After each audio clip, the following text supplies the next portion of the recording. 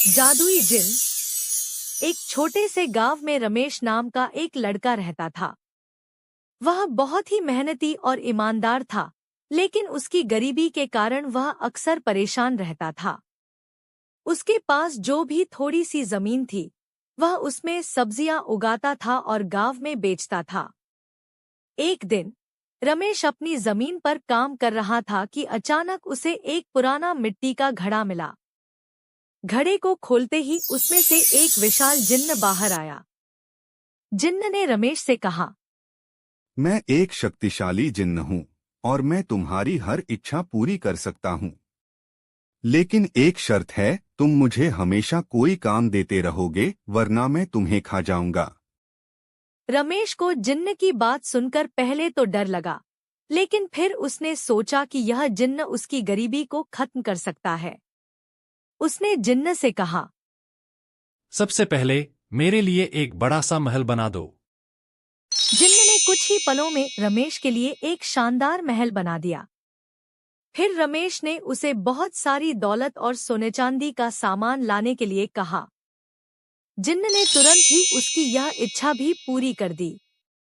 लेकिन जैसे जैसे जिन्न रमेश की सभी इच्छाएं पूरी करता गया, वैसे वैसे रमेश को समझ में आने लगा कि जिन्न को व्यस्त रखना कितना मुश्किल है।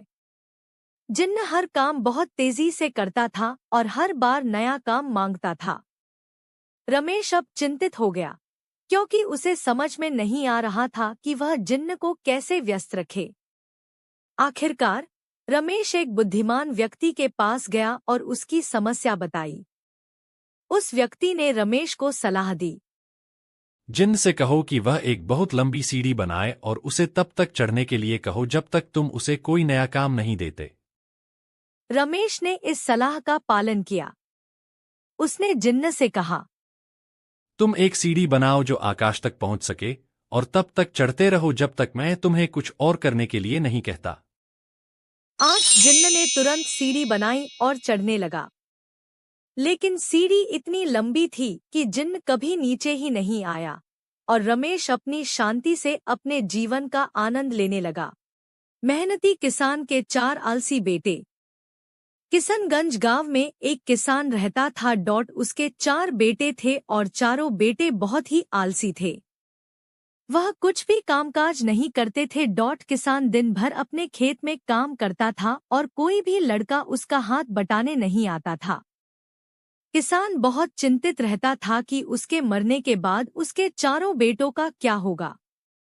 यही बात उसे दिन रात खाए जाती थी। एक दिन किसान बहुत बीमार हो गया। उसे पता चल गया कि अब उसका अंतिम समय निकट है। उसने अपने चारों बेटों को बुलाया और कहा कि मैं जानता हूँ मेरे मरने के बाद तुम चारों कुछ नहीं करोगे, तुम्हारे खाने पीने का भी ठिकाना नहीं रहेगा। इसीलिए मैंने खेत में बहुत सारा धन छुपा कर रखा हुआ है। तुम वह धन खोज कर निकाल लेना और अपनी जिंदगी को आराम से जीना। इतना कहने के बाद किसान की मृत्यु हो गई और किसान के चारों बेटे बहुत दुखी हुए। परंतु अब क्या हो सकता था। कुछ दिन तो वह घर में रखा हुआ अनाज खाते रहे, लेकिन आखिरी में वह भी खत्म हो गया। फिर बड़े भाई ने कहा, अब तो हमें खेत को खोदकर खजाना निकालना ही पड़ेगा। इसके अलावा अब कोई भी उपाय हमारे पास नहीं बचा है। ऐसा सोचकर चारों बेटे सुबह उठे और खेत को खोदने पहुंच गए। खेत बहुत बड़ा था और उनमें से किसी को भी इस बात का पता नहीं था कि खजाना खेत के किस हिस्से में छुपा हुआ है। जिस कारण उन्हें पूरा खेत खोदना पड़ा। यह क्रम 4-5 दिन तक चलता रहा। चारों बेटे सुबह उठते और खजाने के लालच में खेत को खोदते रहते।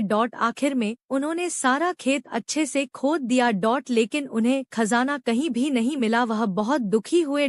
फिर उन्होंने सोचा, जब हमने इतनी मेहनत कर ही ली है तो क्यों ना अब हम खेत में बीज ही डाल दे, जिससे फसल ही हो जाएगी और हम वह फसल बेचकर हम कुछ पैसे कमा लेंगे, जिससे हमें भोजन प्राप्त होगा। आगे की फिर आगे देखेंगे। ऐसा सोचकर चारों ने मिलकर बीज बोए और खेत की बहुत ही अच्छे से देखभाल करने लगे। धीरे धीरे उनका आलस कम होने लगा और उन्हें समझ आ गया कि खजाना जमीन के अंदर नहीं, जमीन में फसल उगाकर खजाना मिलेगा। सच्चाई की जीत। किसी गांव में राधा और सुधा नाम की दो जुड़वा बहनें रहती थी। दोनों का स्वभाव एक दूसरे से बहुत अलग था। राधा ईमानदार, मेहनती और सच्ची थी, जबकि सुधा थोड़ी चालाक और झूठ बोलने की आदत रखती थी। गांव में सभी लोग राधा को पसंद करते थे, क्योंकि वह हमेशा सबकी मदद करती थी और सच का साथ देती थी। एक दिन गांव में एक व्यापारी आया। उसके पास एक सुंदर हार था जिसे उसने गांव में बेचना चाहा। हार बहुत कीमती था और सभी लोग उसे खरीदने के लिए इच्छुक थे। व्यापारी ने कहा कि वह हार उसी को बेचेगा जो सच्चा और ईमानदार होगा। सुधा ने सोचा कि वह किसी भी तरह यह हार हासिल करेगी और उसने व्यापारी से जाकर कहा, मुझे यह हार दे दीजिए। मैं बहुत सच्ची और ईमानदार लड़की हूँ। लेकिन व्यापारी को सुधा के चेहरे पर कुछ शक हुआ और उसने उसे हार नहीं दिया। इसके बाद राधा ने व्यापारी से मिलने का सोचा। जब वह व्यापारी के पास गई तो उसने कहा, मुझे हार की जरूरत नहीं है, पर अगर आप चाहे तो इसे किसी और को दे सकते हैं। व्यापारी ने राधा की बात सुनकर कहा, बेटी, तुम बहुत ईमानदार हो। तुम्हारे जैसे लोग ही सच्चे हैं। यह हार तुम्हारा है। राधा ने हार को स्वीकार करने से मना कर दिया, लेकिन व्यापारी ने उसे जबरदस्ती दे दिया और कहा कि यह उसकी सच्चाई और ईमानदारी का इनाम है। इस घटना से सुधा को अपनी गलती का एहसास हुआ और उसने भी सच्चाई और ईमानदारी का रास्ता अपनाने का फैसला किया।